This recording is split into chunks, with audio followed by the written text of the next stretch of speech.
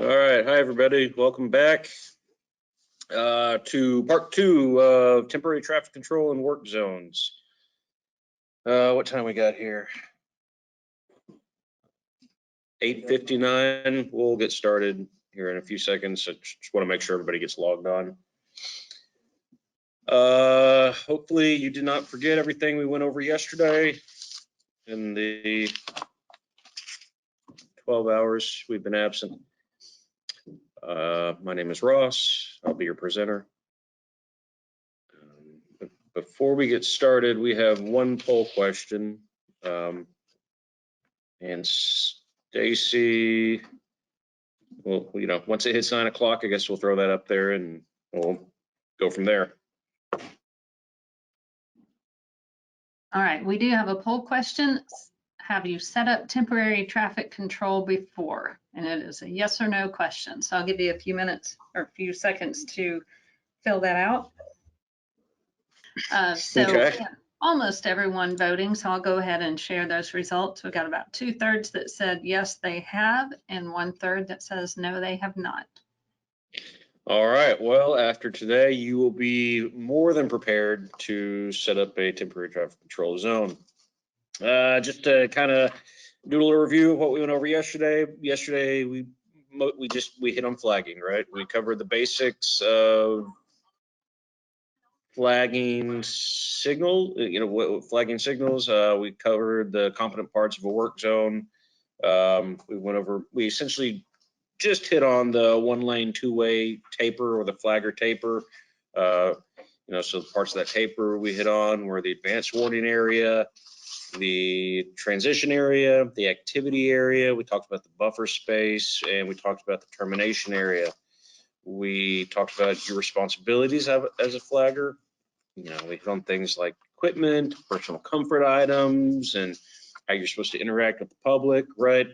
Where you're supposed to stand. I don't know. I'll just go ahead and reiterate some of my big pet peeves. Where when you're setting up the flagger station, always make sure that you have an escape route, and always stand on the shoulder, right? Don't stand in the middle of the lane. You can walk out to that center line to, catch eye contact of vehicles that are queuing up behind. The example I used was a geo tracker behind an 18-wheeler, right? So if you can't see that geo tracker behind that 18-wheeler, you can walk out to the center line and make eye contact with them so they know what's going on. But you don't cross that center line, and you don't hang out on that center line. You move back to the shoulder when you're ready to release traffic. Okay, so, again, we talked about stop, slow, proceed, what those hand signals were as a flagger, maintaining eye contact, and then we went over a few scenarios, the single flagger situation, which, if you remember, if you're going to use one flagger, there's 5 things that need to be present for you to be able to be a single flagger and have a single flagger situation. They were a short workspace, low volume road with low speed traffic, short duration, and good visibility from both directions. We went over a few other non-typical scenarios, haul roads, intersection, like multi-lane intersection surveys, railroad crossings. We talked about nighttime flagging.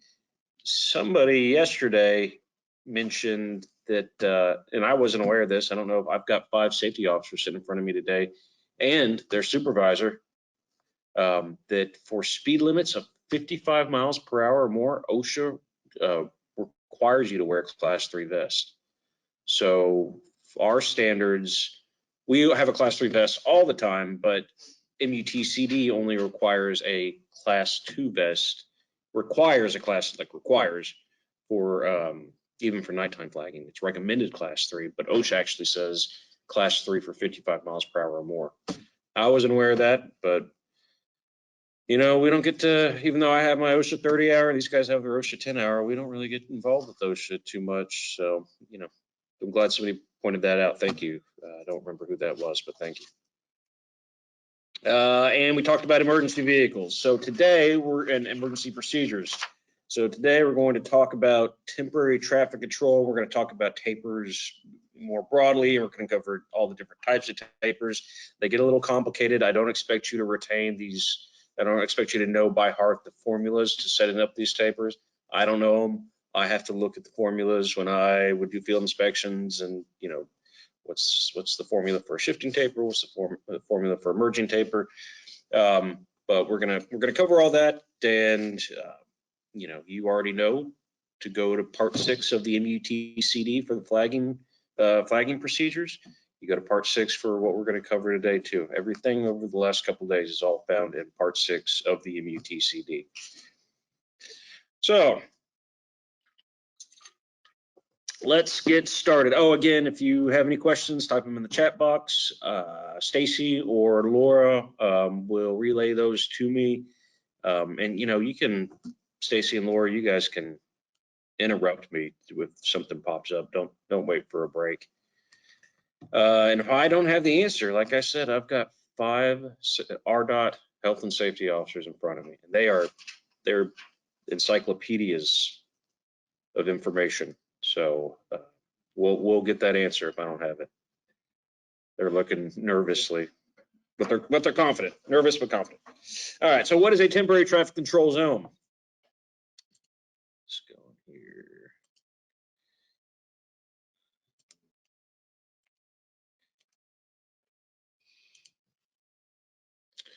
An area of highway where road user conditions are temporarily changed because of a work zone, a incident zone, or a planned special event. What is a work zone? A work zone is an area of highway with construction, maintenance, or utility work activities typically marked by signs, channelizing devices, barriers, pavement markings, and or vehicles. We went over signs yesterday. We went over channelizing devices. You know, I think we briefly hit barriers, but we'll talk about that stuff more. But hopefully you have retained all that information into today. What is the primary function of a temporary traffic control zone? The primary function, and I'm just going to refer to a temporary traffic control as a TTC. It's a lot easier to say, and that's how it's primarily referred to throughout all standard specifications. The primary function of a TTC is to give road users a reasonably safe and effective route through or around the TTC zone while also protecting road users, workers, you know, first responders to traffic incidences, and equipment. We talked, you know, yesterday we hit on your responsibility of a flagger is to protect all these folks, right? You're the first set of eyes for the workers working behind you. You know, you're the first, well, aside from the advanced warning signs, you're the first individual that oncoming vehicles see. You know, we went over how to manage first responders when they come into your temporary traffic control zone. You know, we talked about how it's important that, you know, you are protecting equipment, you're protecting infrastructure, you're protecting the money you pay taxes with for that infrastructure, you know, your investment. Why is a TTC important? Well, TTC is important because people die, people are injured, personal property is damaged or lost, money is lost, you could lose your job and or your company could be sued. This image was taken from workzonesafety.org. It's the National Work Zone Safety Clearinghouse. As you can see here in 2018, there were 12 fatal crashes in work zones and 13 fatalities. There were 8 truck-involved fatal crashes and 8 fatalities, and 4 pedestrians were killed and 4 workers were killed in a temporary traffic control zone in 2018. And this is the most up-to-date data they have. Oh, and what we're looking at here is for the state of Arkansas. Okay, for 2018, this is in the state of Arkansas. Now, this next slide, we're looking at, you know, again, taken from the same place. We're looking at national work zone crashes and injuries. So, you know, in 2018, we had, where's my pointer at? There it is. All right, so in 2018, we had 672 fatal crashes in the nation, 755 fatalities, 121 pedestrian-related fatal crashes. I mean, the numbers they're high, right? For nationally, I don't know. I mean, it seems high to me. Maybe you folks think that seems low. But here's an example of what could happen. Why are there crashes in work zones? Well, changing road conditions, coupled with drivers being under the influence of drugs and/or alcohol with another type of impairment. We hit on this yesterday. Also, age and experience play a role. New drivers may not be familiar with temporary traffic control devices and know their meaning and expectations, right? So new drivers may not know what the flagger man symbol is. New drivers may not know that, or they're not paying attention, right? Their kids, or as a 16-year-old driver, really going, oh, I'm about to hit the advanced warning area. Is the 50-year-old driver going, oh, I'm coming up to an advanced warning area. Hopefully the 50-year-old driver is, but you just don't know. Safety is important for motorists, motorcyclists, bicyclists, pedestrian workers. We talked about all this yesterday. Motorists and motorcyclists, they kind of go hand in hand. But if your temporary traffic control zone comes into contact or comes across a bike path or a pedestrian walking path or a school crossing, even though you as a flagger and as a probably as a supervisor or a safety coordinator, or you're not trained to be a crossing guard. That's, you have to be aware when you're setting more temporary traffic control zones up and or developing a temporary traffic control plan.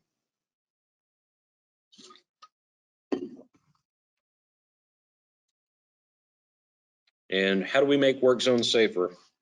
We make work zones safer by improving communication with the road user. Communication eliminates uncertainty and gives the road user more time to make good decisions. We accomplish this by using uniform devices and temporary traffic control procedures and following TTC standards and guidelines. So kind of the takeaway from that is we want to use the same signs for the same situation every single time, so drivers get used to seeing that sign means this and this sign means that, right? You have that flagger sign up because there's a flagger ahead. What did I say yesterday? If there's no flagger, you need to take that flagger sign down, right? Because we don't want drivers, people using the road, to associate, that we want them to associate, hey, there's the flagger man signs up in that advanced warning area, there's a flagger there, not 50-50, could be there, could not be there. Last time he wasn't, time before that he was. I don't know if I should change my speed or not. So, when signs are up, we want them to associate that with the conditions changing every single time. I said it probably 5 times yesterday. When there's confusion, accidents happen. So we want to eliminate confusion, eliminate uncertainty to mitigate accidents happening. Why have uniform standards? So, just going to parrot myself now. By setting up the TTC zones using the same standards set by the MUTCD, we get road users familiar with what to expect, and they are not caught off guard by the meaning of and placement of TTC devices. One more time, when surprises are eliminated, accidents are reduced. Who decides what the standards and guidelines are? Well, sources for the temporary traffic control standards and guidelines are federal, state, and local municipalities. And we went over this yesterday. Here it is again. The Bible of temporary traffic control. Federal temporary traffic control standards and guidelines are found in the Manual on Uniform Traffic Control Devices, commonly referred to as the MUTCD. Federal standards, guidelines, and options govern the design and application of traffic control devices in the United States. They provide uniformity nationwide. They contain the minimum standards and guidelines. Remember that. They contain the minimum you have to do. It applies to all streets and highways open to the public. It's published by the U.S. Department of Transportation and the Federal Highway Administration. And again, we are dealing with Part 6. So Part 6, everything that we went over yesterday and today can be found in Part 6.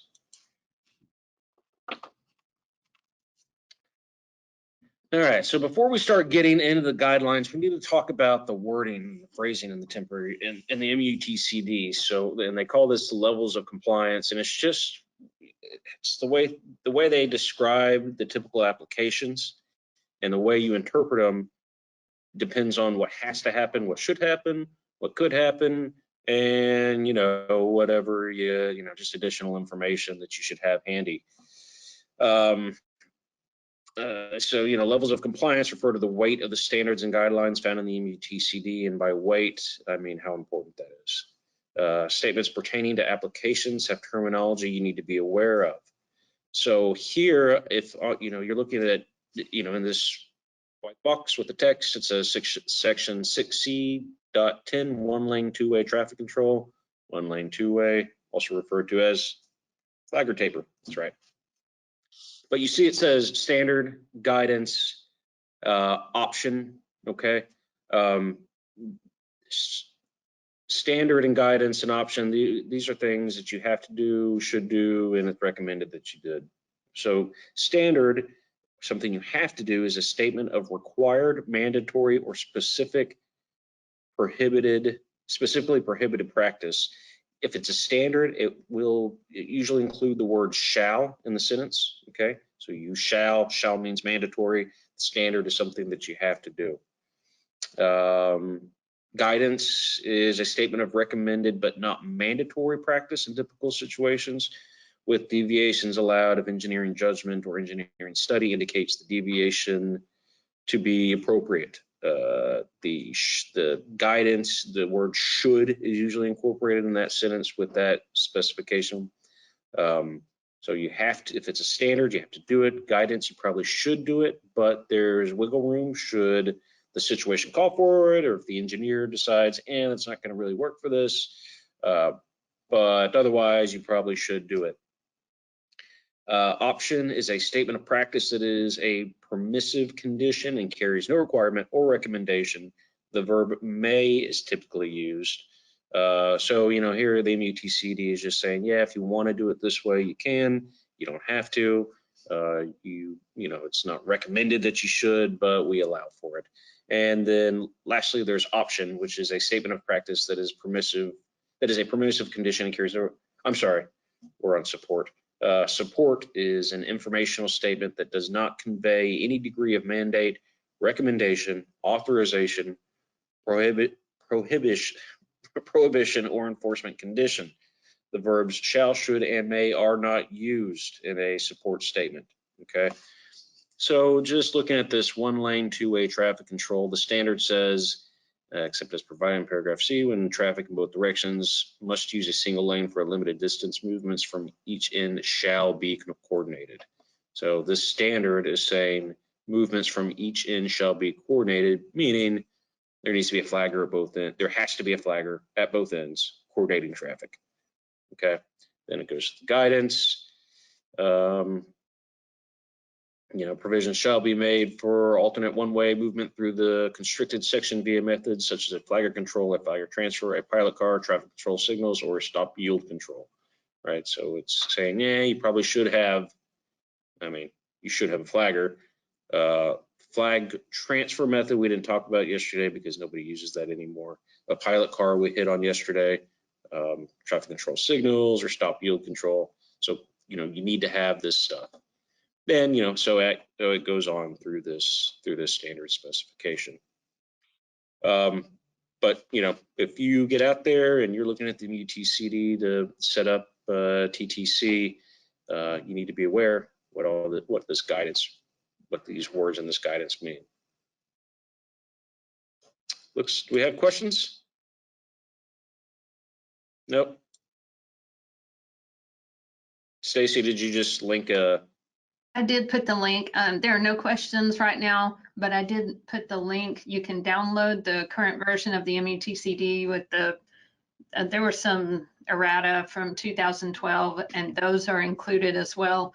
And that link is there from the Federal Highways website.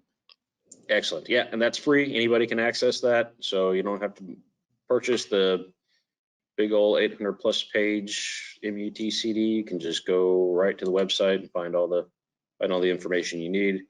And just, you could probably even Google MUTCD Part 6, and it'll take you to everything we're covering today. Okay, moving along. So, kind of hit on some standards a little bit more. State and local municipalities could adopt their own temporary traffic control standards for several reasons. One being that they want their standards to be more restrictive than the MUTCD. Regardless, all states are required to meet the minimum standards of the MUTCD. And we kind of hit on that earlier, or yesterday. And like I said earlier, you want to remember MUTCD is the bare minimum that you have to do.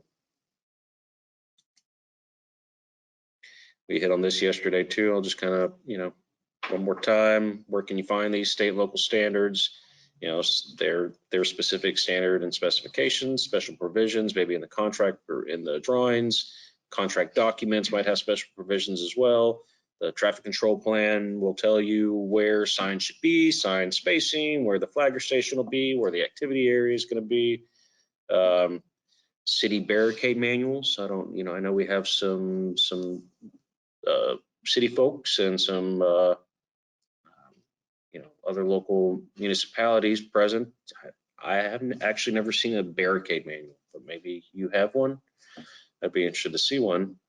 The utility guidelines, I'm sure, I know that there are specific guidelines for utility companies that they follow, that they mirror the MUTCD, but they're not, they're geared specifically to utility folks. And then state and local traffic laws and ordinances.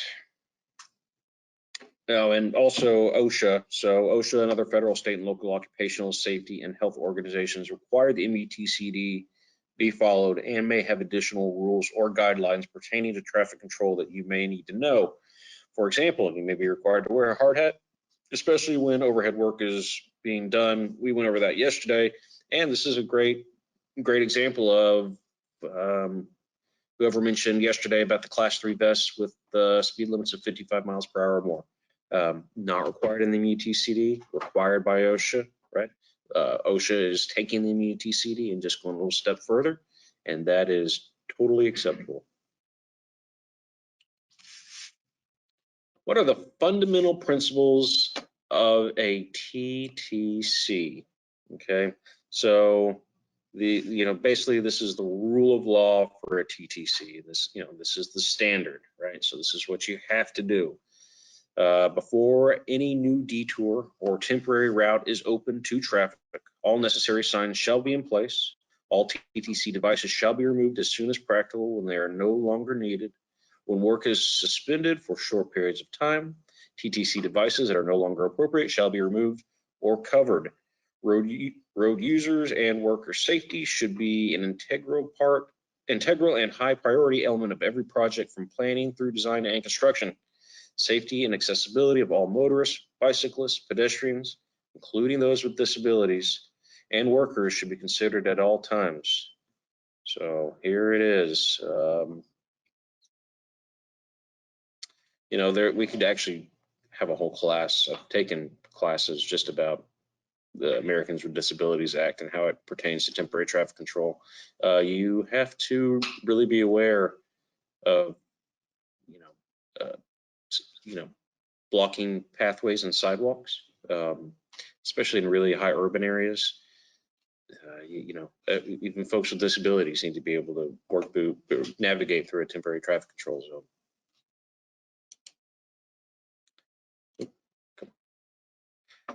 Seven fundamental principles of a TTC. So there are 7 fundamental principles providing a guiding philosophy. Experience has shown that these principles will assist road users and help protect workers in the vicinity of a TTC zone. These are guidance statements not required and can be found in Chapter 6B of the MUTCD. General plans and guidelines should be developed. Basic safety principles governing the design of permanent roadways should also govern the design of temporary traffic control zones.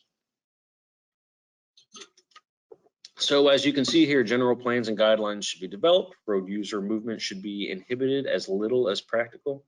So, basically you shouldn't change it too much for the road user, so you don't cause confusion.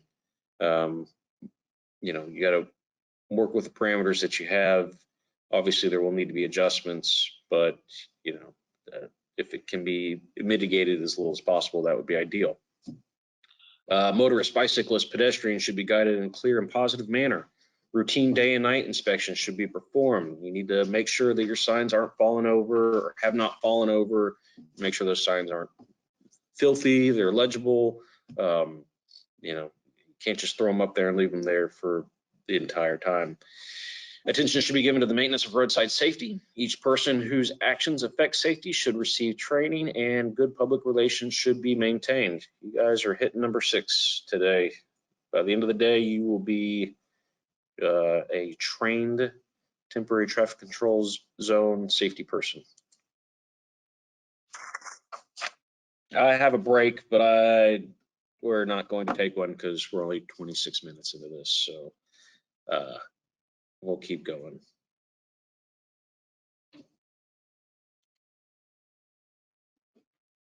Okay. Hey, Ross, if I could just make one quick comment.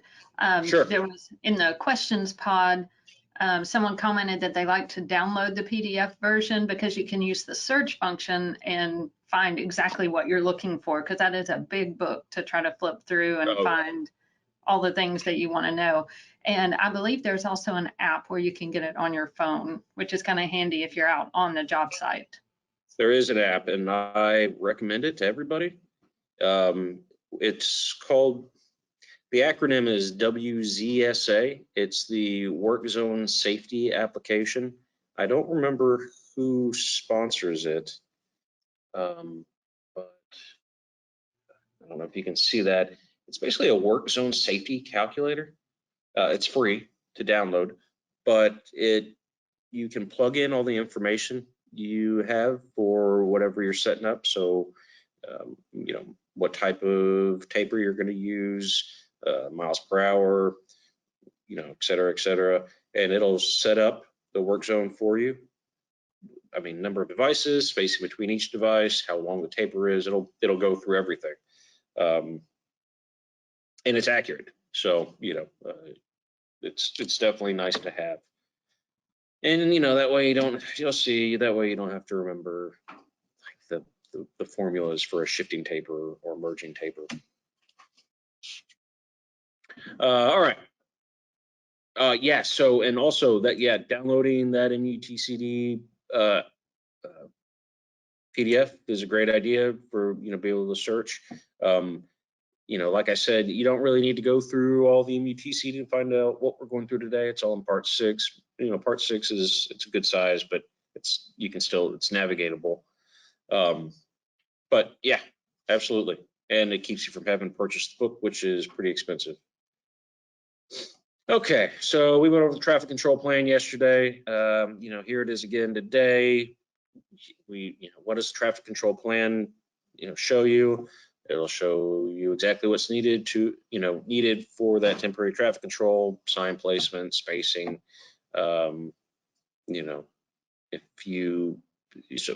Generally as a flagger, you're not going to be setting up you're not going to be developing the traffic control plan. That's going to be your supervisor or your engineer. But before you get out there, you need to have one. You need to check your work against what was developed in that traffic control plan and make sure everything is where it needs to be. And also, if something doesn't feel right, say something. Okay. Even with that traffic control plan, once you get it set up, you're like, this doesn't feel right, or this situation calls for a few more signs or a few more cones, or say something to your supervisor or to your engineer, and work something out that feels better. Remember, MUTCD is the bare minimum. So if you need to add more cones, if you need to add another sign, that is absolutely allowed. Okay, do this one more time. Component parts of a temporary traffic control zone. I'm going to be real quick on this. The advanced warning area, transition area, activity area, and the termination area. You guys should be familiar, shouldn't have forgotten all this yet. What is the advanced warning area? It's, first thing the signs see, the drivers see, to let them know there's something happening on the roadway ahead of them. And that's where you're going to have your advanced warning signs, right? And depending on the speed limit is how much spacing is in between those signs. If you just to remind you, what's the speed limit considered for an urban low speed? It's 40 miles per hour or less. Our urban high speed is 40 to 50 miles per hour. Rural road is 50 to 60 miles per hour, and expressway is 60 miles per hour or more. And you will never have a flagger in 60 miles an hour or more.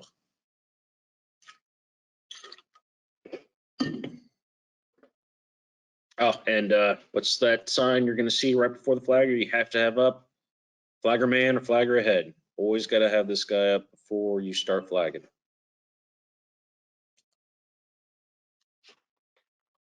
Okay, so here we are, advanced warning area again.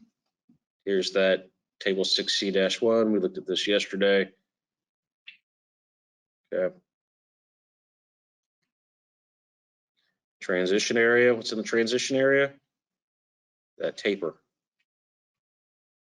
So, where the taper is, the motorists are directed to travel in order to get through the work zone. Normally done between 20 and 50, normally in roadways, so 20 miles per hour, 20 miles per hour to 55 miles per hour. In the flagger taper, the taper length is 50 to 100 feet. And in the flagger taper, it's a minimum of 6 devices with approximately 20 feet spacing in between them. Activity area, what's in the activity area? Well, just real quick again, right here is where all the work happens. And this right here is that buffer zone. Nothing in the buffer zone, right? No equipment, nobody hanging out, no men, no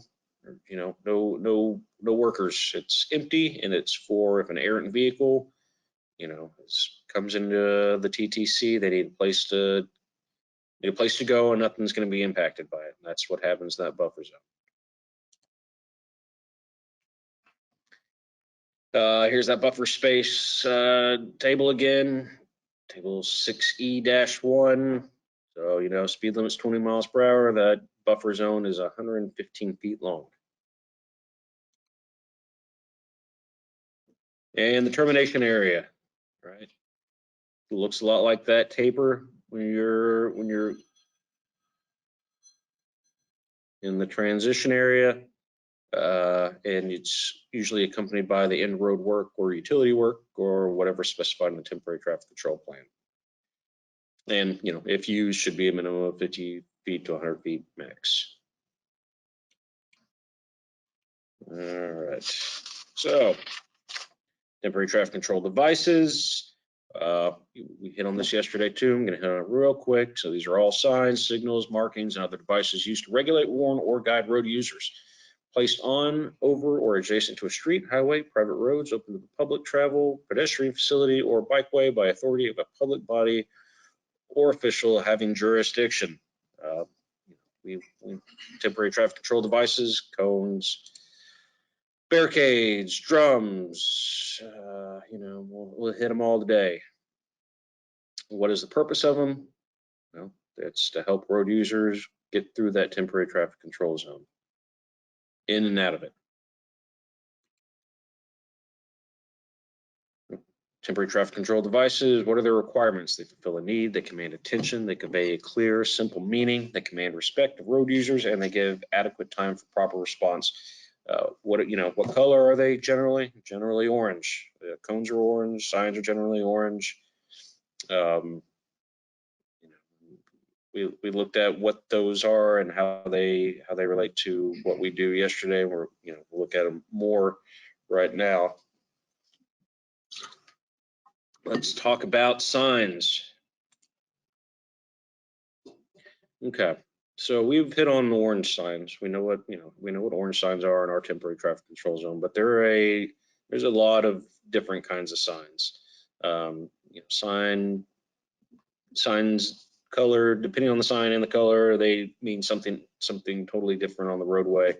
So here you can see a yellow sign is a general warning. The red is a stop, or it's a command. Here's a stop sign. Blue There's a road user service guide, tourist information, evacuation route. Green is movements permitted, direction guidance. Orange is a temporary traffic control. Black, white is regulatory, like a speed limit. Kind of hard to see on my screen, but you have a fluorescent yellow green, which is a pedestrian bicycle playground school sign. Fluorescent pink, it's incident management. And a purple sign, which is a electronic toll collection. So lots of different types of signs, and they all have colors that mean something to them.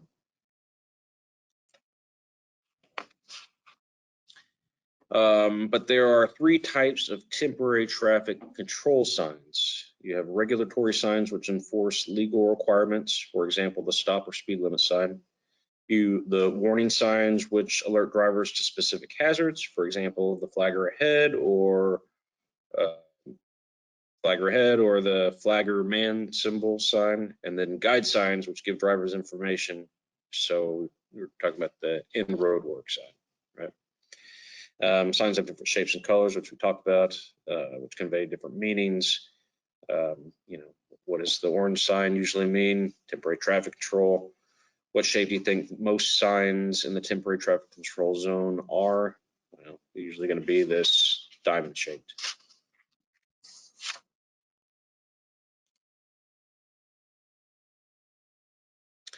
Sign dimensions. So signs are contained within the standard highway sign and markings manual. They're also in the MUTCD. The dimensions of signs may be increased wherever necessary for greater legibility or emphasis. Where any part of the roadway is obstructed or closed, advanced warning signs are required to alert traffic well in advance of the obstructions or restrictions. Here are the sign dimensions. Okay. This can all be found in the MUTCD. You don't need to memorize this information. It's good to know. Just if you're a flagger or you're a guy working on the road, you're not required to memorize this information. But if you are to move into a supervisor role, it's a good idea to be familiar with it.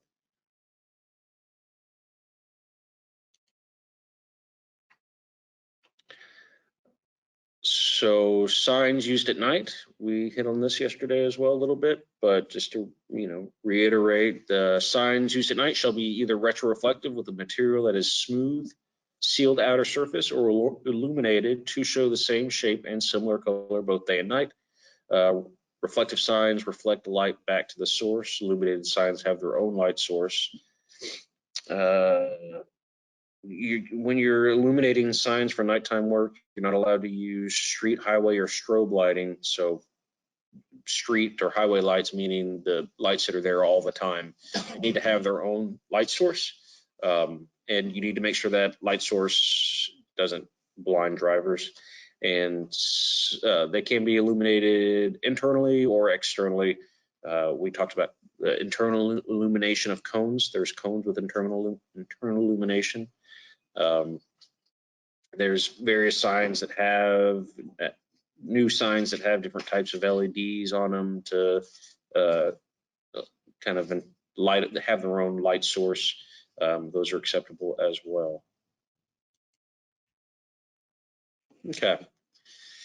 Let's talk about sign placement and mounting. When I was safety officer, this was something I saw done incorrectly a lot. And RDOT did it wrong. Utility workers do it wrong. Pretty much everybody I've witnessed everybody do this incorrectly. But for sign placement height and secondary signs placed on signposts, there's standard specifications for that need to be, you need to be aware of. If you don't do it, they create a hazard. If you put a post-mounted roadwork sign that's right up, not the right height, then if an errant vehicle hits it and it's post-mounted and it's not on the right post, that can really do some damage or worse. So here we're looking at, these tables are taken right from the MUTCD, again, still in part 6, and this is depicting the sign placement and height for different types of roadways or different types of work duration, okay? So here in figure 6F-1, you have a rural area with advisory speed plaque, business, commercial, residential area, business, commercial, residential area without a curb. Signs should be located on the right-hand side of the roadway, but may be placed on the left side for special emphasis and if there is adequate space. There are 4 types of typical sign mounting. You have post-mounted, portable supports, bears with clamps, and on or above barricades. Post-mounted signs are used in long-term projects. They are unattended and self-sufficient, and they are affixed to a crash-worthy breakaway support, okay? There's a specific support you have to use when you're doing a post-mounted sign. Portable signs should not be used for more than 3 days. The types of work portable sign supports are used for are short-term, short duration, and mobile operations, and we'll get into what all that means here in a little bit. And these post-mounted signs, they're meant to be attended to, and they will move and be taken down often. So here we're looking at post-mounted, okay, and here we're looking at portable, okay. And everybody should be familiar with post-mounted and portable. You've seen these all over the place. But yeah, depending on where you're at, the height is dependent on it, and depending on how long you're going to be there is dependent on the type of mount they're on.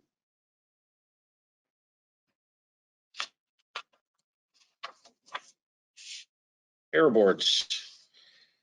Arrow boards provide additional warning and directional information. They are supplemental devices, meaning they should be used in addition to appropriate signs, barricades, or other traffic control devices. So here we're looking at just the different types of arrow boards. So for a type A arrow board, they are appropriate for use on low-speed urban roads.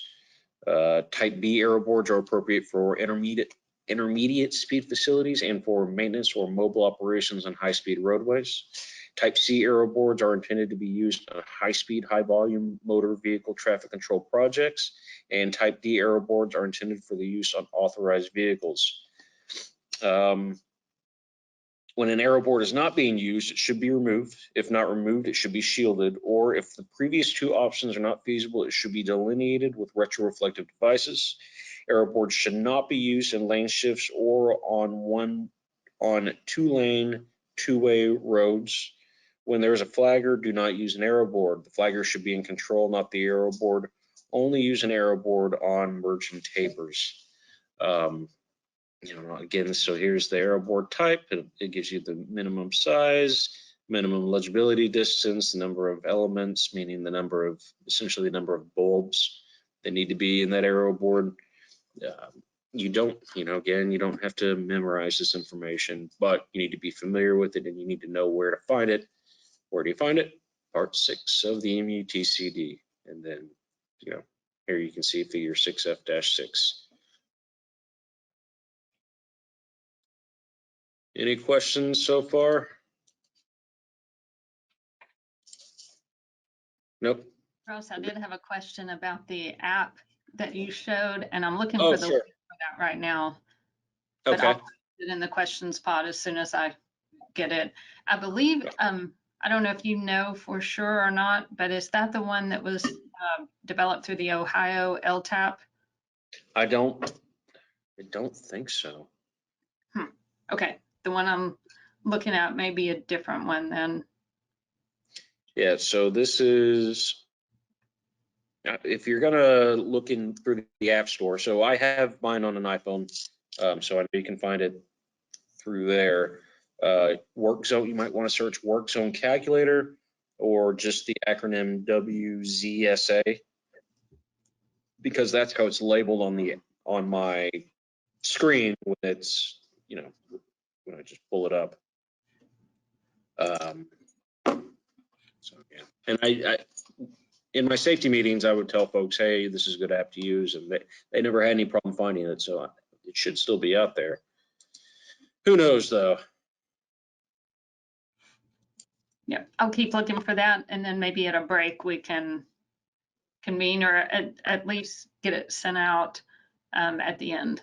It looks Okay, like great. it's developed with an association of ATSA Yeah, that makes sense. It's an ATSA.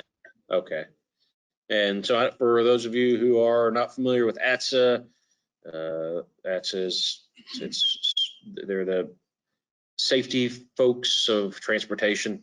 They're kind of the governing safety organization, and it's an acronym for the Association of Traffic Safety Services Association, the American Traffic Safety Services Association. That's what it is. And if you, their ATSA is a great resource. They have a lot of classes on safety as it pertains to roadway safety. You know, it's worth going to their website and checking out what they have to offer. Since we're in a pandemic and since COVID, they offer a lot of virtual training and some of it's free. So, you know, that's an option for option as well. Okay. All right, I think I found it, so I'm going to drop that link in the questions pod. Okay, cool. And in the chat pod. So, all right. Thank you. Channelizing devices continued. You know, we went over this yesterday real quick. Channelizing devices mean delineation of the edges of the travel path that provides a visual guidance to the driver. That is equipment used to divert traffic from its normal path. Channelizing devices are used to warn road users of conditions created by work activities in or near the roadway and to guide road users. They are usually used to form lines of delineation or channelization. So delineation, dividing, channelization, guiding. They need to be crashworthy, meaning if struck, they should yield or break away, and the fragments should not penetrate the passenger compartment of the vehicle or be a potential hazard. The ballast or the lower portion of the device should be sufficient in weight to keep it in position, but not weighted enough that it creates a hazard when struck. Particular attention should be given to maintaining the channelizing devices to keep them clean, visible, and properly positioned at all times. Devices that are damaged or have lost a significant amount of their retroreflectivity and or color and effectiveness shall be replaced. And then again, what are some examples of channelizing devices? Cones, drums, tubular markers, and barricades. Here again, taken from the MUTCD figure 6F-7. This goes, it tells you height and weight, and just basically the specs of channelizing devices, what they should be when you're out there on the roadway.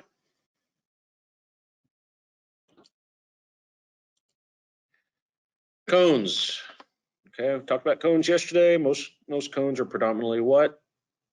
Orange. Cones may be used to channelize road users, divide opposing traffic lanes, divide lanes when two or more lanes are kept open in the same direction, and delineate short duration maintenance and utility work. The cones ballast needs to be weighted enough so they don't blow over. Cones can be doubled up or stacked for added weight. So they do allow cones to be stacked on top of each other for added weight. You might need that on higher volume roads with higher speeds because cones will blow over. Even when they're double stacked, they still can blow over. Like I said earlier in the presentation, you just need to make sure that you're constantly making sure your channelizing devices are where they need to be and kept clean and sturdy. And okay, I see you posted that link. Thank you, Stacy.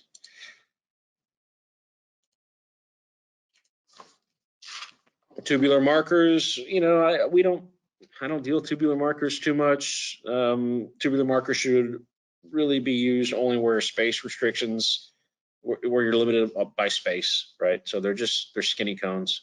They're not allowed. So tubular markers should be used only where space restrictions do not allow for the use of other more visible devices. They can be ballasted with weighted bases or sandbag rings. Drums, talked about drums yesterday. Drums shall be constructed of lightweight, deformable materials. Drums should not be made of metal. They must be a minimum of 36 inches in height and 18 inches wide, regardless of orientation, and they shall have orange and white bands that are horizontal. They're circular. They're I can't say that word. Circumferential. round, okay. Alternating and retroreflective, they must have closed tops as well. They must not be ballasted with sand, water, or any material, and the ballast shall not be placed on top of the drums either. Why? So why do you think drums shouldn't have sandbags on top of them? Well, if a driver hits them, you don't want a sandbag flying through your windshield. That's a big time, big time safety hazard. And barricades, okay? We hit on barricades a little bit earlier, but barricades are portable or fixed devices having from 1 to 3 rails with appropriate markings. They control users by closing, restricting, and delineating all or a portion of the roadway. The type of barricade is equal to the number of rails. So type 1 barricades is 1 reflective rail, okay? Type 1, 1 rail. Type 2, 2 rails. Type 3, 3 rails, and so on. The diagonal stripes on barricades, these diagonal stripes here, they should slope downward in the direction toward which road users must turn or pass, okay? And sandbags may be placed on the lower parts of the frame to ballast them, again, not on top. So again, figure 6F-7 in the MUTCD goes over all this. Okay. It is 9:50. We're about an hour into it. Let's go ahead and take a break. When we come back, we'll talk about temporary traffic control, go over tapers, but not just tapers we went over yesterday. New and exciting tapers. How about, let's come back and make it an even 10 o'clock. That gives you 9 minutes. All right, thank you.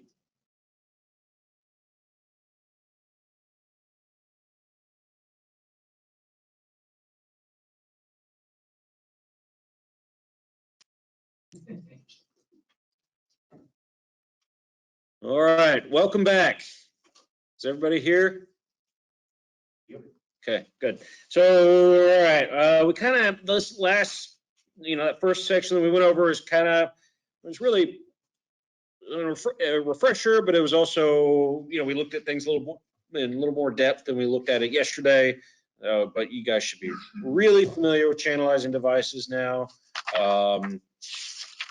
The competent parts of a work zone, you should be really, really familiar with that as well. And you should know where to go should you have any questions. Where to go in the MUTCD should you have any questions about the size of signs, or what type barricade needs to be used, which way the diagonals need to be going on that barricade, how you can ballast or how you can weight some of those channelizing devices. You should know where to go.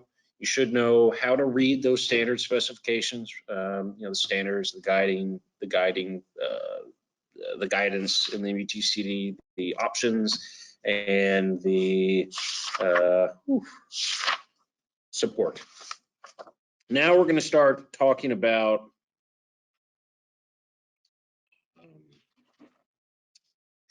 where are we at?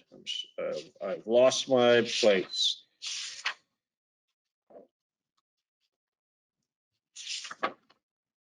We'll figure it out.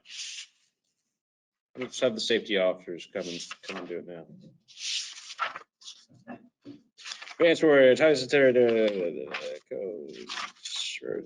Okay.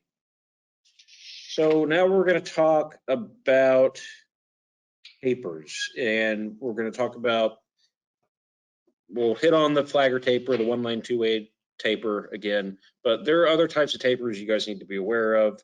And they're more in depth than the 1-lane 2-way or the flagger taper. So tapers may be used in both the transition and the termination area, which you've already got some familiarity with.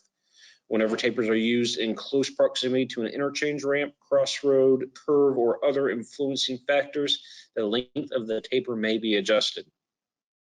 Tapers are created by using a series of channelized devices and or pavement markings to move traffic out or into the normal path. And there are 5 types of tapers: a merging taper, a shifting taper, a shoulder taper, the flagger taper, and the downstream taper. So we've hit on flagger, we've hit on downstream.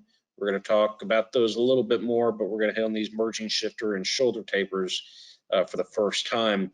Here in this figure 6C-2 types of tapers and buffer spaces, this just has, this typical application has all the tapers in one drawing, but we'll look at them in their own drawings as we move forward.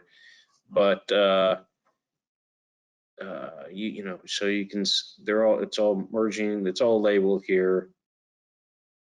Shoulder, here's the legend up here, and again, workspace is always this box with diagonal lines, you know, but here are the signs. Yeah, there they all are. So first one we're going to hit on is the merging taper. Merging tapers move traffic laterally from the normal lane to an adjacent lane of traffic at prevailing highway speeds.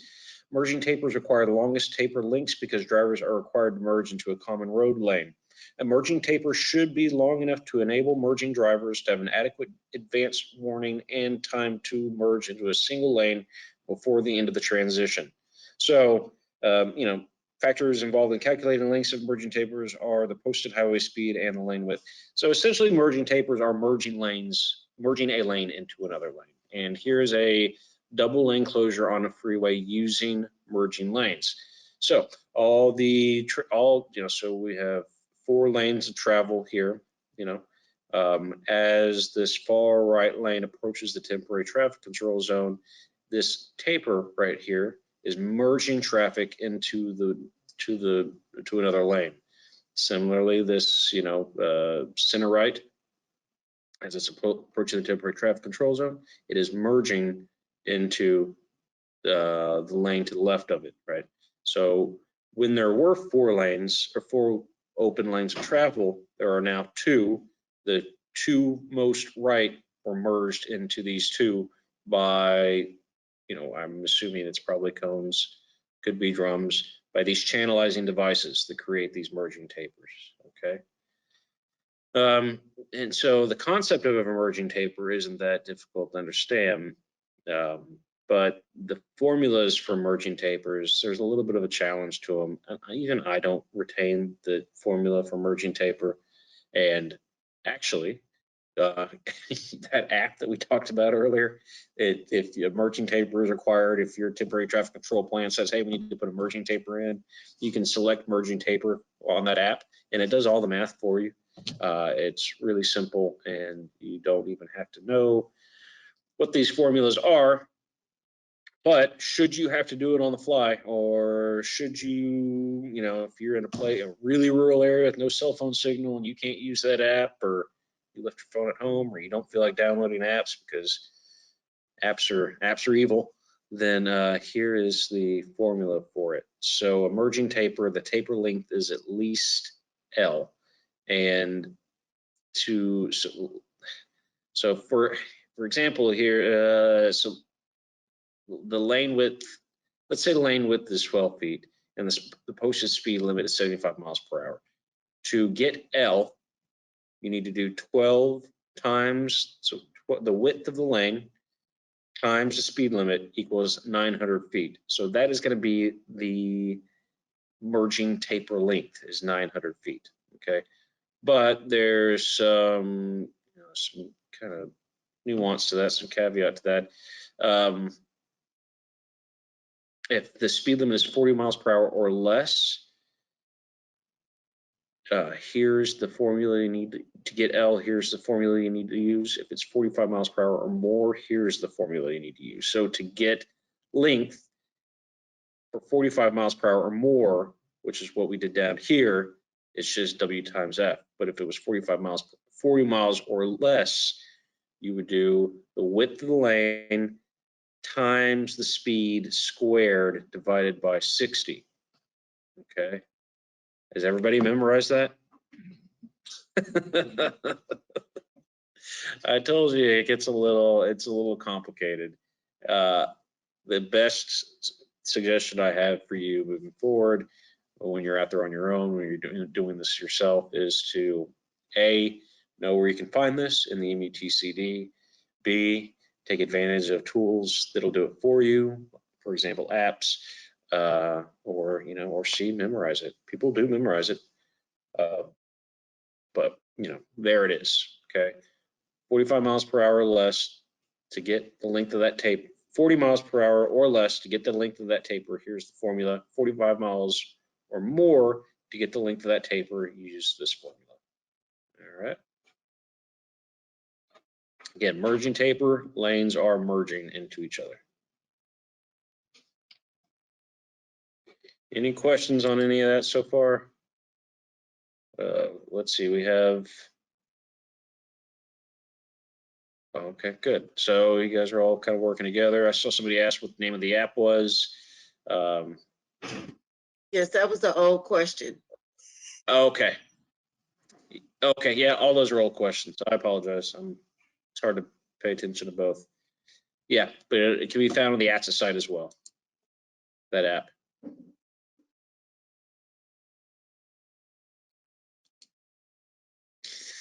Okay, moving along here. Why am I not? There we go.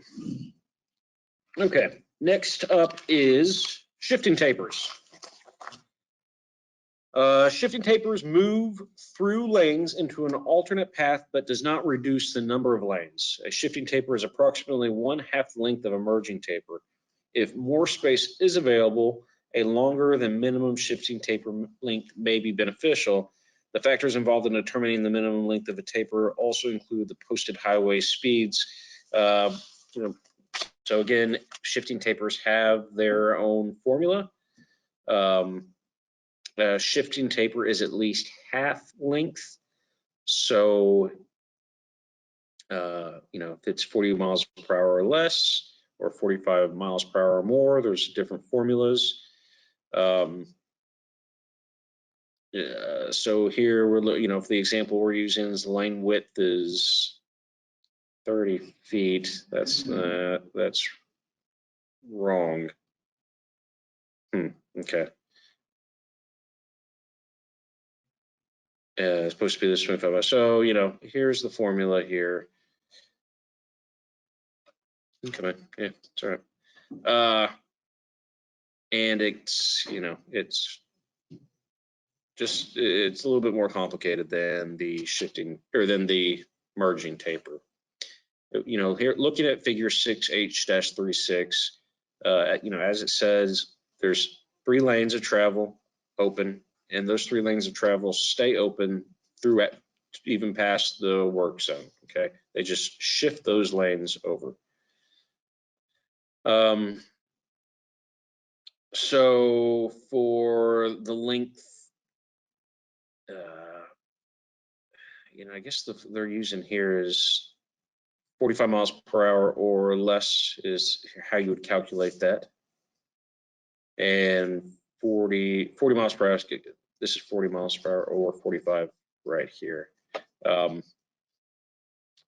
Same goes for shifting taper as for merging taper. You need to be familiar where it is, take advantage of different tools to know that, that'll do that math for you, to do that formula for you, or you can go and visit and study and memorize these formulas. The key takeaway for you guys for this is to know the difference between a merging and a shifting.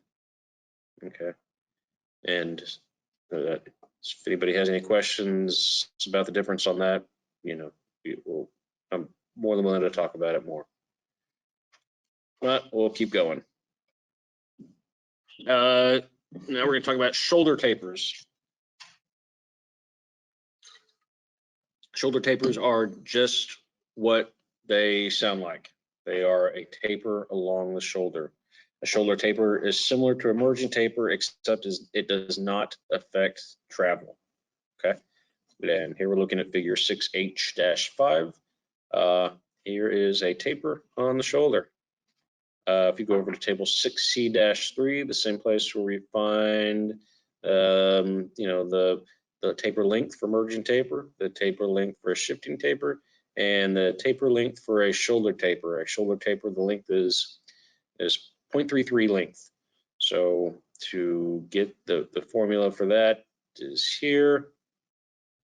So, you know, here's taper length, third divided by 12 by 75, you know, so we're using the lane width is 12, speed limit is 75. And here's how you would get that information or worked out here.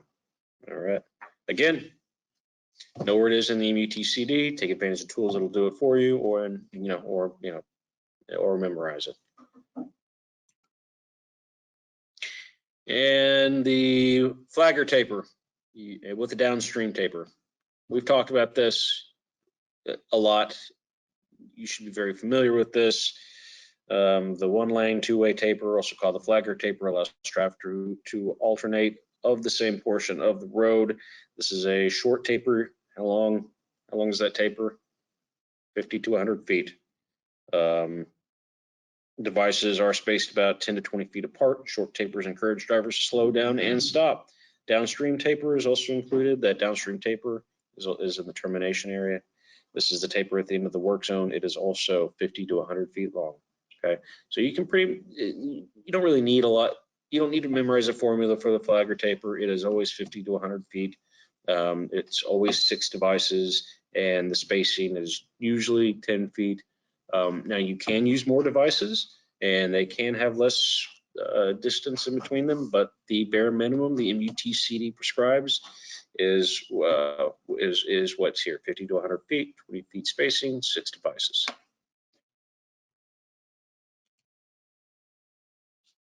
Okay, and here, so again, we'll talk about maximum spacing for the channelizing devices. This refers to the distance from one channelizing device to the next, and it depends on whether you're in a taper or the tangent. And the tangent, it's the first time I've used the term tangent.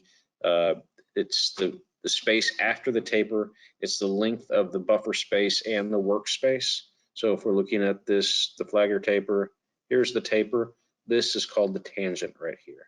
Okay, that those devices along with the buffer space and the activity area. And there's other factors that affect the spacing of channelizing devices, such as hills and curves. So along the taper, spacing of devices should not exceed the distance in feet. For example, if the speed limit is 55 miles per hour, the max spacing between devices should be 55 feet except for the flagger taper. Okay, so if you have a shifting taper and the speed limit is 55 miles per hour, the max those devices can be spaced apart is 55 feet, but that doesn't apply to the flagger taper, which is what we're looking at here. The flagger taper is always 50 to 100 feet long, 20 feet spacing in between them. Along the tangent, the device spacing should not exceed twice the posted speed limit. So again, using that 55 miles per hour example, if the spacing of these devices, the max space in between them for 55 miles is 110 feet in between each spacing. That is the max. You can shore that up a little bit, and you could have 55 feet, or you could have 20 feet, or you can use as many cones as you want, or drums, or whatever channelizing device you're using. You can use as many as you'd like and have them as tight as you want together, but the max they can be spaced apart is twice the posted speed limit. Okay.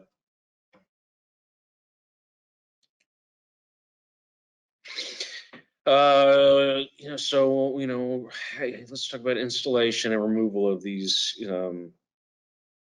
channelizing devices. So, we're talking about plotting the areas of the temporary traffic control zone, and all this should be found in the temporary traffic control plan. Stationary lane closures should be installed with the flow of traffic in the following sequence. So when you're laying out your channelizing devices, you need to, have your traffic control plan, determine the location of the workspace. And I've already said earlier, it's not your responsibility as the flagger to determine the workspace or how big that workspace is. That'll be from the engineer or your supervisor, unless that is your role. But you have to determine how big that space is, how much space you need. And then from there, you need to measure the appropriate amount of buffer space, right?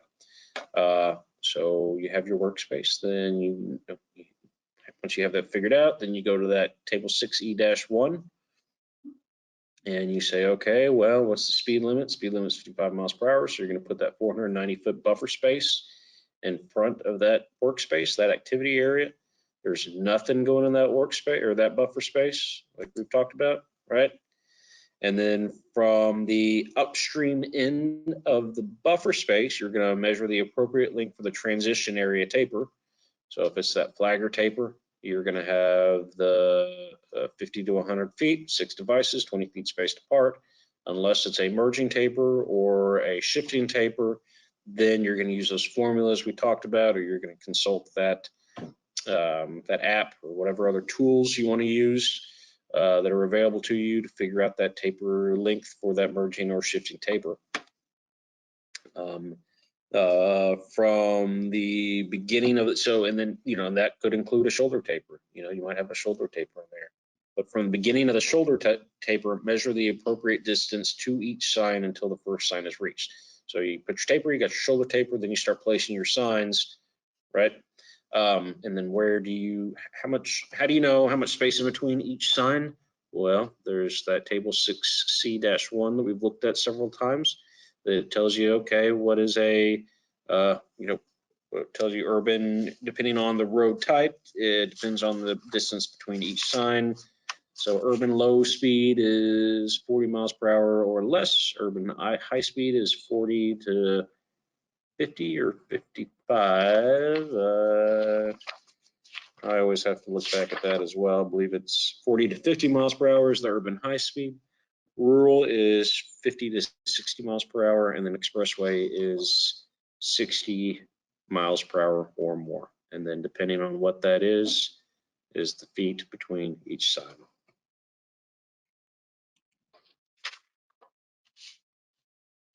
Kind of more on installation and removal. Stationary lane closures should be installed with the flow of traffic, which we just talked about. Well, when you are doing that, it's a good idea to call for utilities if you think you're going to be crossing any potential utility lines. You want to install the first sign, motorist C, proceed downstream with the rest of any advanced warning signs as appropriate spacing, cover any applicable signs that are already in place. So you don't want any signs contradicting each other, right? The less signs you have up, the better, so motorists don't get confused. Then you'll install the shoulder taper, place an arrow panel on the shoulder at the beginning of the merging taper, place channel lighting devices at the required spacing for the appropriate distance to the buffer space. Install devices at the appropriate distance to form the buffer space. Continue placing devices at the appropriate spacing through the workspace moving downstream. If required, place devices at 10 to 20 feet apart to create the 50 to 100 foot long downstream termination taper. If required, install a sign signifying the end of road work and ride through the temporary traffic control zone to ensure it is installed and functioning properly. Okay, so just so there's not any confusion, in this situation, we're setting up, so here we're setting up our temporary traffic control plan. We have the activity area, we have it drawn out, the buffer space, the taper, and the sign placement. And then when we're actually going to install it, we're installing it this way, right? Because we have it all marked out, put those signs up, then that taper, then that buffer, then that termination area. All right. Any questions on any of that we've covered so far? Any questions on the process?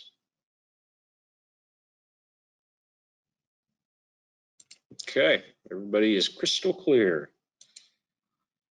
We have a break here, but we just got done with a break and we're not going to take a break just yet.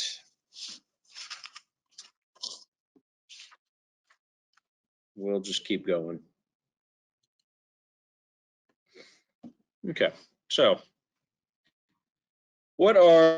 so next is the type of temporary traffic control zone activities.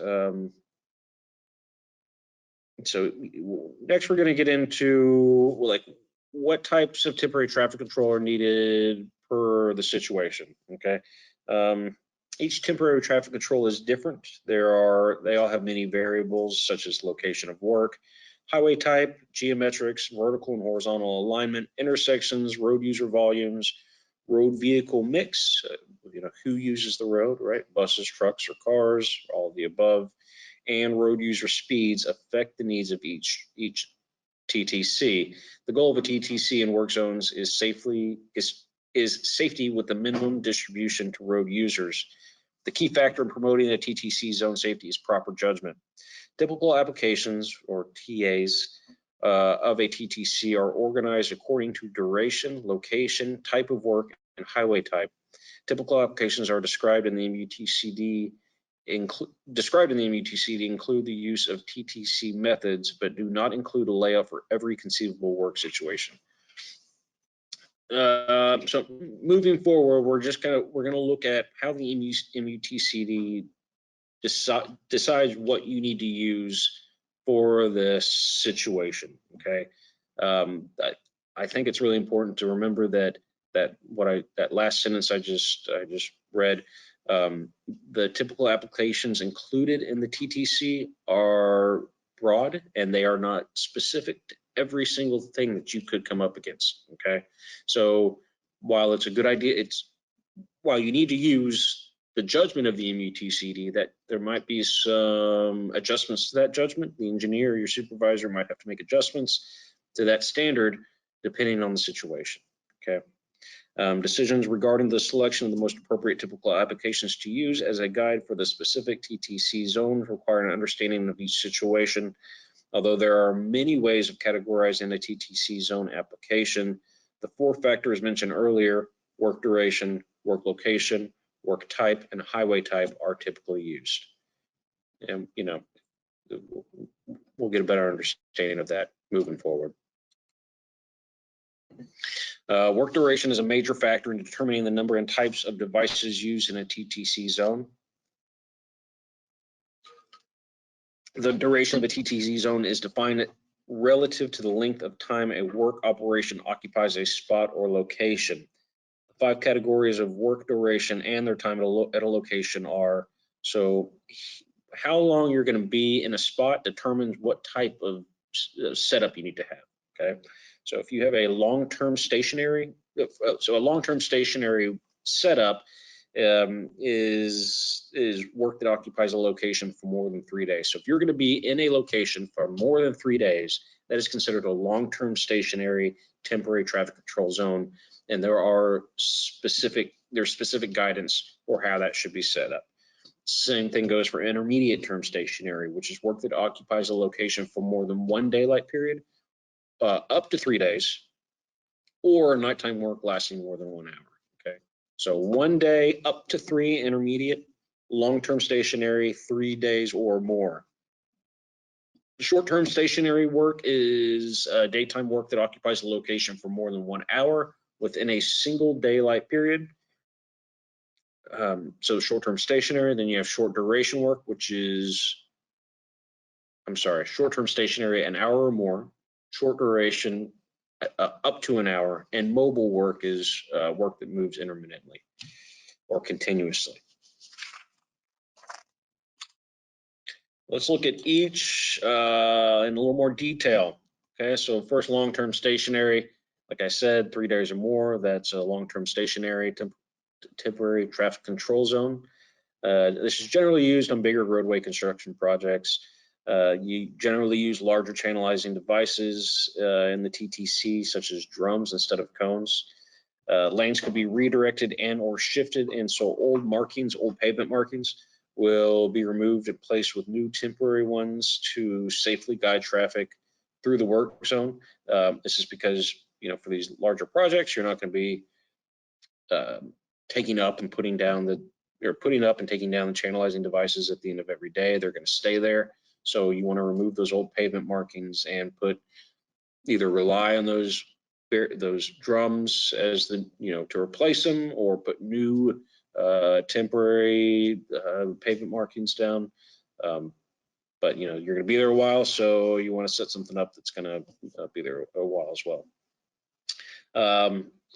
So, since the TTC devices will not be removed at the end of the day, they'll need to be there. The devices, and they will be there at night. The devices need to be retroreflective. Intermediate term stationary, this is work that occupies a location for more than one daylight period up to 3 days. This type of application is best suited for mid-sized road projects when work occurs during the day or smaller projects at night. Because the work will not occupy a location for longer than 3 daytime days or 1 hour at night, removing and replacing the pavement markings is not recommended. Temporary traffic control plans should not put workers at an increased risk with a lengthy traffic control plan, but at the same time do not compromise safety by using an inadequate temporary traffic control plan too. Probably for you guys, the long-term stationary and the intermediate term stationary, it's not going to really pertain to you too much. It's good to be familiar with it. And it's also really good to, when you're driving through these long-term and short-term, or long-term and intermediate term, when you're familiar with it, you get to judge the contractors. You have that power to, you're going through it and you go, they don't have that set up right, or, they didn't remove those pavement markings. And when you're driving with friends, they're really impressed that you know that information, or your spouse, and you can point out to him or her, they didn't do that right. And people think you're really cool when you do that. So, but the next three, short-term, short duration, and mobile operations, this is stuff that will pertain to you guys more. So short-term stationary is daytime work that occupies a location for more than 1 hour within a single daylight period. Examples of this work include utility work, traffic hardware maintenance or installation, roadside maintenance, so traffic barrier repairs, drainage structure cleanouts, mowing, tree trimming, stuff like that. Placement of overhead structures, localized pavement repair, so patching and sealing, and bridge structure inspection. Short-term stationary, it's a good opportunity to have that flagger taper. Okay, using that flaggers are going to be a part of short-term stationary work. Short duration, again, something you guys will probably be working with. Short duration work is work that occupies a location for up to an hour. In some cases, this work may be complete in less time than required for typical traffic control setup or removal. So if it's going to be complete in less time than required, the temporary traffic control should be simpler in order to lessen the exposure of workers and equipment to traffic. If you're not going to be there for that long, the MUTCD says, hey, keep it simple, because the more time you spend setting up, that's more time folks are on the roadway, and that's more time for an accident to happen.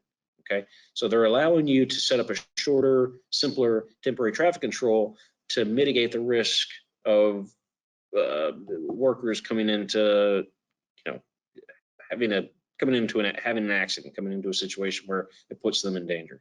So here is an example of a short duration or mobile operation on a shoulder.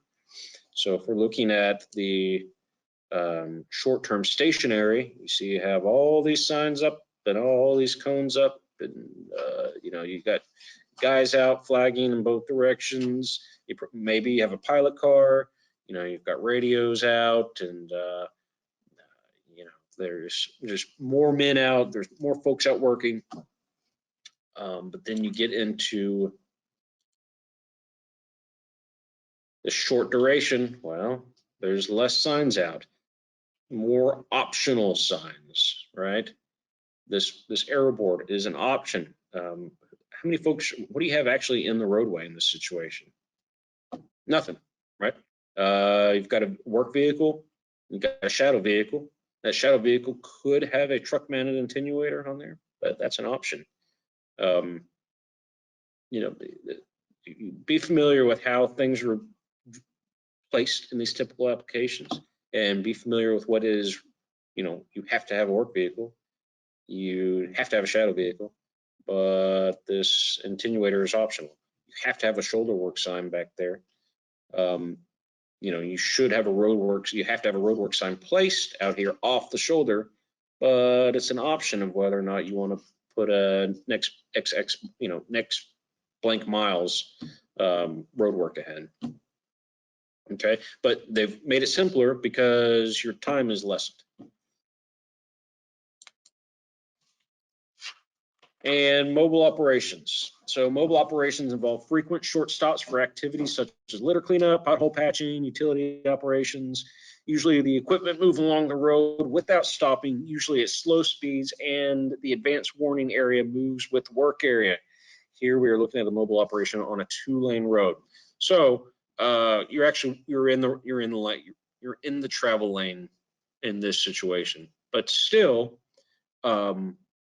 the number of signs out is a lot. There's a lot less signs out compared to the stationary work. In fact, there's less signs out compared to the short duration work. But just like we looked at the last typical application, we'll look at this one and we see, okay, here's a work vehicle. You have to have a work vehicle. This work vehicle has a truck mounted attenuator. That's an option. You have to have a shadow vehicle. If you want to put an aero board up there, that's an option. But you have to have this sign, that says the type of work. And this one has a truck mounted attenuator on it as well, but that is also an option. Okay. So just like the last one, we need to look at these typical applications, see what you have to have, see what's recommended or what's an option. And again, with everything in the MUT, this is the bare minimum, right? So if you want to have another shadow vehicle back here with a truck mounted attenuator, you can have that as well. And we're going to look at some mobile operations on larger roads coming up next. The next slides that I'm going to show you for mobile operations, I'm showing you just to show you how in depth it can get. I always like to refer to mobile operations as like roadway ballet. The coordination between vehicles and spacing and movement can be really, really, really incredible, and really, really, really complicated, but also a lot of fun to see in action, in my opinion. And so looking at it moving forward, you'll see what I'm talking about. Hopefully you see what I'm talking about. So straight up, here's a mobile operation on a multi-lane road. This is pretty common. RDOT does this. Contractors may or may not do this. I know RDOT uses this. I don't know if you guys will or not. I don't know exactly what capacity of work you guys entail, but either way, you should be familiar with it. Looking at a mobile operation on a multi-lane road, like with everything, the typical applications we looked at in the previous slides, you need to note what is required and what is optional in this TA. So what do you have here? You have a work vehicle right here, a truck mounted attenuator, which is optional. You have a shadow vehicle in the lane of travel with the work vehicle. There's a truck mounted attenuator on it, but it doesn't say optional. You have to have that truck mounted attenuator. Aero boards on them, they don't say optional for both shadow vehicles. You need to have those.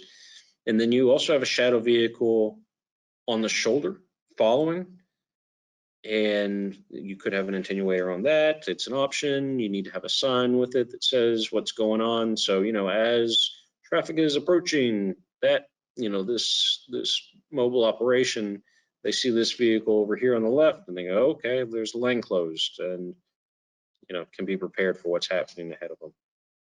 But just be familiar looking at these typical applications, what to look for. Then they get a little more complicated. A mobile operation on a multi-lane should be lane divided highway with a double lane closure. Look at that. That is pretty impressive, if you ask me. I mean, the coordination between all these shadow vehicles within this lane, and all the channelizing devices that go with it, the aero boards, what's an option, what's recommended, it gets really, really detailed. This is from Delaware. Now, Arkansas used to not have the lanes for this, but that's all changed, especially in Northwest Arkansas and even now here in Central Arkansas. If you go over to, gosh, what is that, 630? When they did the 630 expansion, there are opportunities for this type of mobile operation now. There are opportunities for this in Northwest Arkansas. I can't speak to Northeast Arkansas. I'm not up there too much. I don't know. No, right. I have all the safety officers here that cover all these areas. Are there other areas, safety officers, besides Central and Northwest, where only 2 locations in the state? Okay. But who knows? Well, actually, with the 30 expansion, if they end up moving that out to 10 lanes, I don't know if they figured it out, but if they move that out to 10 lanes, there's more opportunity there, which is going to get us into. So here's a striping operation on a 2-lane road with a single convoy. And, again, I'm just showing this to you as an example of, what an operation could entail. But we have, what do you have here? Mobile operation, I'm sorry, mobile striping operation on a 2-lane road with a single convoy. So 4 shadow vehicles and 5 aero boards. Yeah, so 4 aero boards. Oh no, 5. And then this one prescribes, how many feet between each shadow vehicle. I mean, this is really quite a feat in coordination if you think about it, and I think it's really impressive.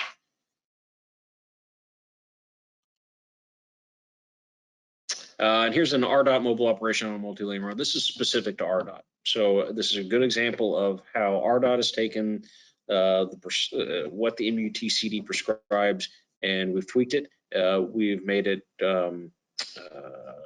more stringent compared to what the MUTCD prescribes for what our operations are. And really, I mean, we've shored up the distance between each vehicle.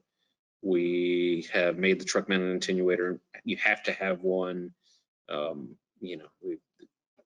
There's just different prescriptions for us compared to what the MUTCD says we need to do. And I just wanted to throw this out there as an example. You're not going to be using our standard, but that's what our standard is.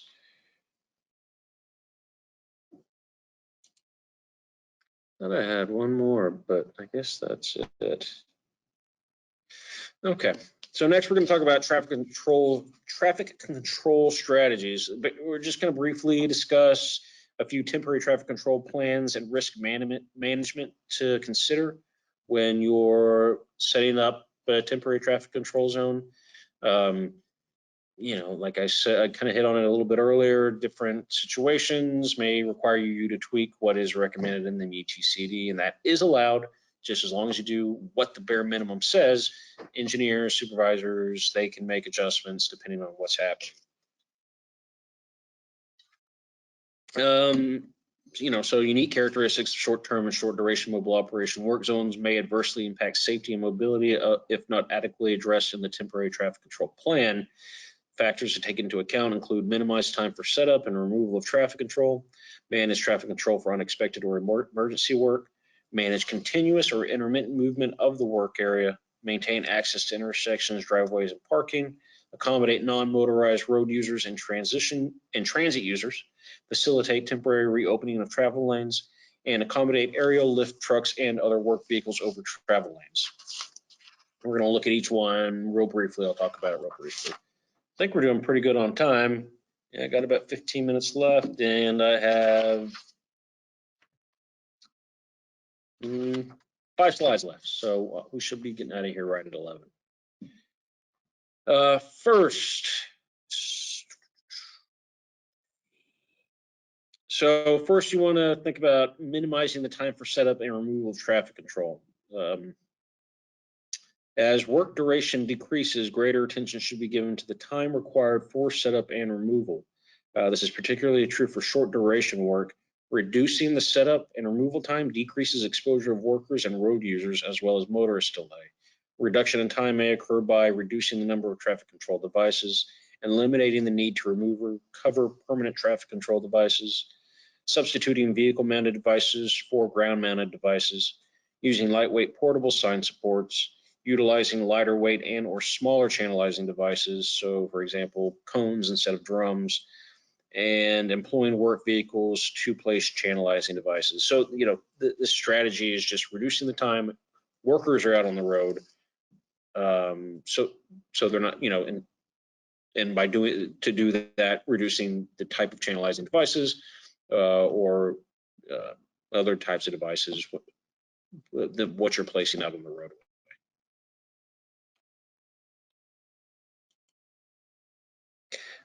So here's next we're going to talk about strategies to manage temporary traffic control for unexpected or emergency work.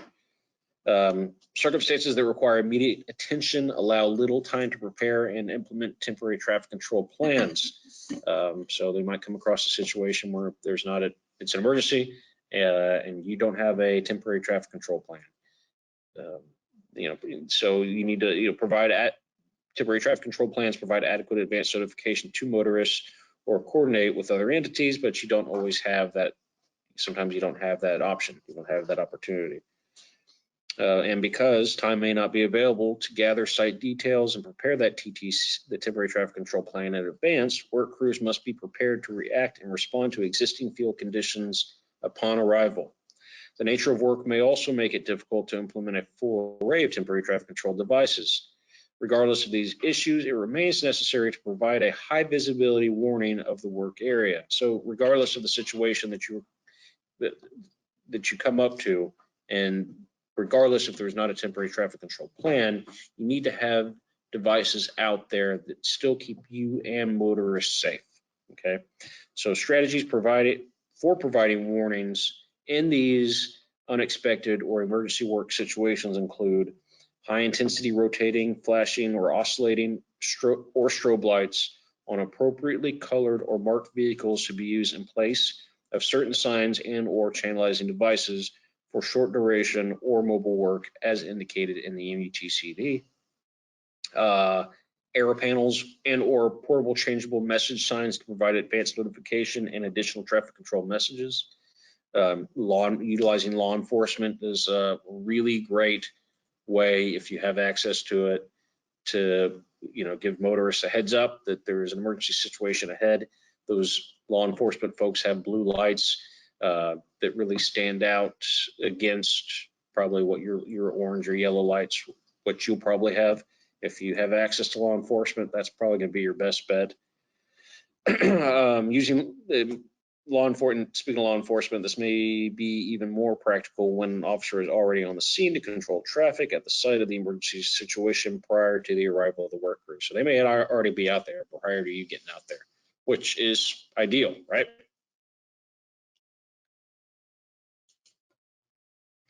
So here's some strategies to manage traffic control for oh, what happened there? Was I on the wrong slide? Sorry, guys. Well, anyways, why don't you guys tell me? Safety officers. Next, we're going to talk about what are some traffic control strategies to manage continuous or intermittent movement of the work area. So, mobile operations involve continuous or intermittent movement of the work area. Given this, it's not always practical to use stationary temporary traffic control devices in these situations. It is preferable to utilize vehicle-mounted devices such as signs, arrow boards, changeable message signs, high-intensity rotating, flashing, oscillating, or strobe lights.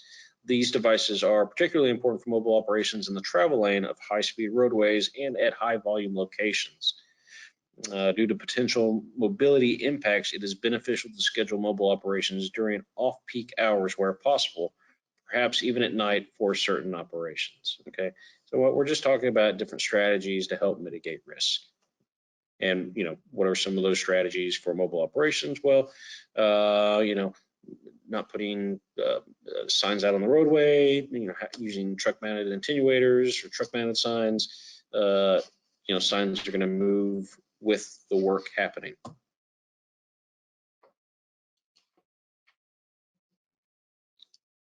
So although short-term, short-duration mobile operations do not occupy any particular location for a long period, it is still necessary to accommodate access to adjacent houses, businesses, pedestrians, including those with disabilities, bicyclists, and transit users. As stated in the MUTCD, all non-motorized users must be accommodated in a way that is equivalent to that which is normally provided.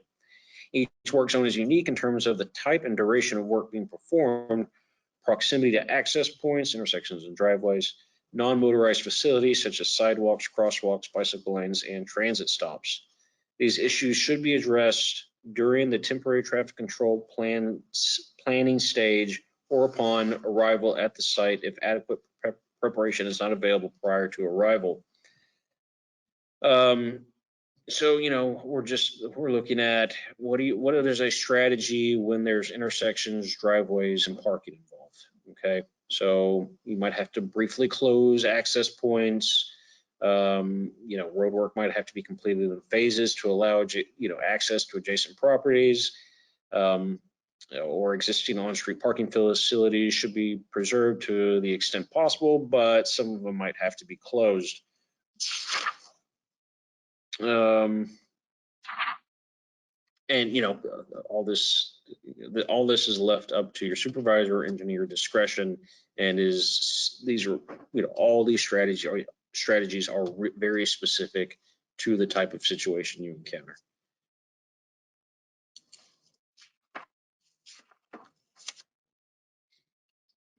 So what do you do? What are some strategies to accommodate non-motorized road users and transit users? As I've said before, consideration must be given to non-motorized traffic if present during design and implementation of the temporary traffic control plan. The existing level of accessibility must be maintained at the site if the normal travel path is blocked or otherwise impeded for longer than a brief period. Areas where non-motorized traffic can safely traverse the work area should be identified with the alternate path accommodating as necessary using appropriate temporary traffic control devices. Motorized and non-motorized traffic must be separated.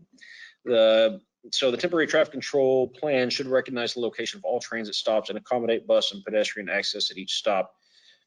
These, you're kind of talking about more urban areas when you're talking about the location of transit stops and bus stops and pedestrian access points. In this situation, you're going to be working with that transit agency to determine if you need to move a bus stop block down or I don't think you're ever really going to, well, that's not true. Bus routes can be rerouted depending on the work that needs to happen. But again, this is going to be for more of an urban area, and you're going to be working with transit agencies, and this is going to be really high up, decisions made by engineers from your agency and the transit agency, and probably other city folks are going to be involved in making these decisions. This strategy is not going to be one of those emergency, oh wait, we have a situation here, let's reroute this bus. That's probably not going to happen. In some cases, it may not be practical or even feasible to address these issues through the use of a temporary traffic control devices such as signs and channelizing devices due to the very short duration setup and removal times. In these cases, a roving flagger or traffic control agent may be effective in guiding pedestrians and transit users through the temporary traffic control zone, especially if the anticipated number of pedestrians is small.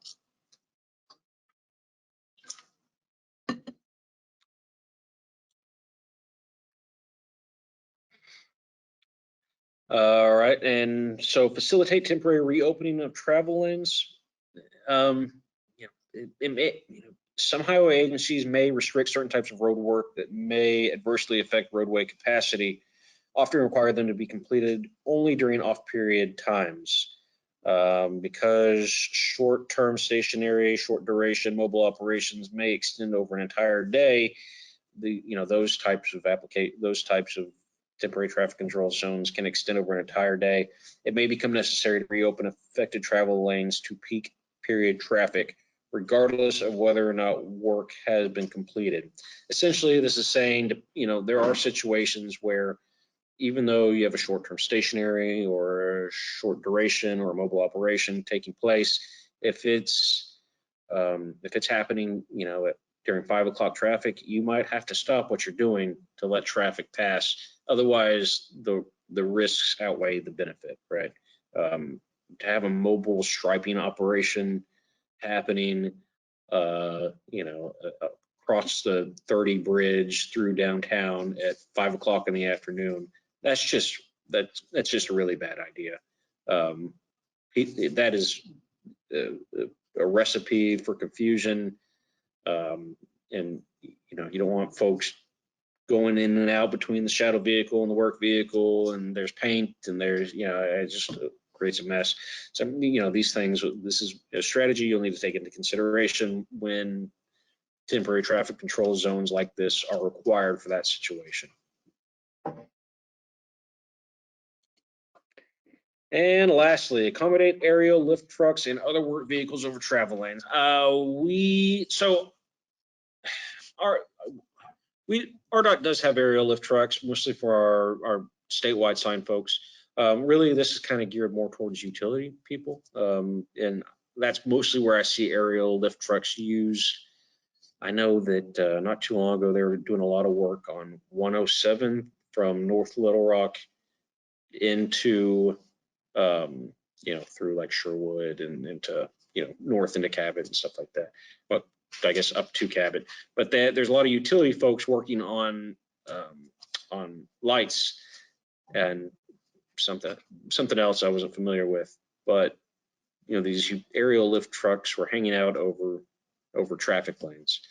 So aerial lifts such as bucket trucks, cherry pickers, or scissor lifts are commonly used in utility and maintenance operations involving power line repairs, tree trimming, signal maintenance, and overhead sign maintenance.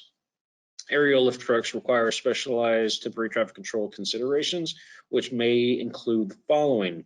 Prudent construction practices dictate not to extend aerial lift trucks over active traffic lanes. Local regulations vary and determine under which circumstances this is allowed. Ideally, temporary lane closures using traffic control devices or flaggers should be utilized for any lane over which the bucket will be extended. So if you're going to have a bucket over a lane of travel, probably a good idea to just shut that lane down. Where feasible, particularly at non-intersection locations where longitudinal spacing issues are critical, adding a truck mounted attenuator to the lift truck or shadow vehicle, if included, will provide further protection to workers and motorists. But all these strategies that I discussed, they are specific suggestions that will be made by engineer or a supervisor or whoever develops that traffic control plan for you guys. And they're specific. These aren't mentioned in the MUTCD. These are like unique adjustments to that temporary traffic control plan. All right, test time. Just kidding, no tests. That is the end for today. Well, we're ending 4 minutes earlier, so I kind of got you back some of that time we went over yesterday. Hey, Ross, we don't have any questions, but would you please remind them to fill out the evaluation for us, please? Yes. So like Laura just mentioned, there is a survey that is gonna, once this ends, there'll be a survey. It should just pop up. If you could please fill that survey out, I would appreciate it. And so would CTTP T-Square. They'd appreciate it as well. If you have any questions, I posted my contact information yesterday. If you have any questions or suggestions, feel free to email me. Did you want to hold off on the question that I had concerning RDOT? Did you not know? I can mention it. There really hasn't been that much. This is something that is a very new for everybody, but we're all dealing with COVID-19, and so how does safety, how does COVID-19 affect temporary traffic control? In terms for RDOT, it really hasn't affected much, except for our folks are more aware of their, how close they are to each other. We do have safety protocols that say only X amount of individuals per vehicle. We expect folks to wear their masks when they're traveling in a vehicle together. We've suggested that they leave windows down when possible. These are the big things that, how COVID-19 has affected our maintenance work. Is there something I'm forgetting, guys, in terms of COVID-19? And we're disinfecting the vehicles. We're not sharing face masks, face coverings. We're not supposed to be. Everything has kind of become more personalized, and we're having to be aware of our space to each other. But I have a feeling that even whatever agency you're with or whatever municipality you're with, you're probably taking similar precautions. But that's really all that's been adjusted for us. Thank you. I just wanted it addressed so they can stay current, and if they had any concerns about that. Just trying to be safe. Yeah, absolutely. We have to think about that now. Hopefully we won't have to think about it for very much longer, right? We're all going to get vaccinated, and we will all be able to get back to normal, and I'll be able to go have a drink sitting at a bar, and that'll be nice. But if you guys have any questions, comments, shoot me a message, or you can type it in here now real quick. Otherwise, thank you. I appreciate your time. I hope you found it informational, and stay safe out there.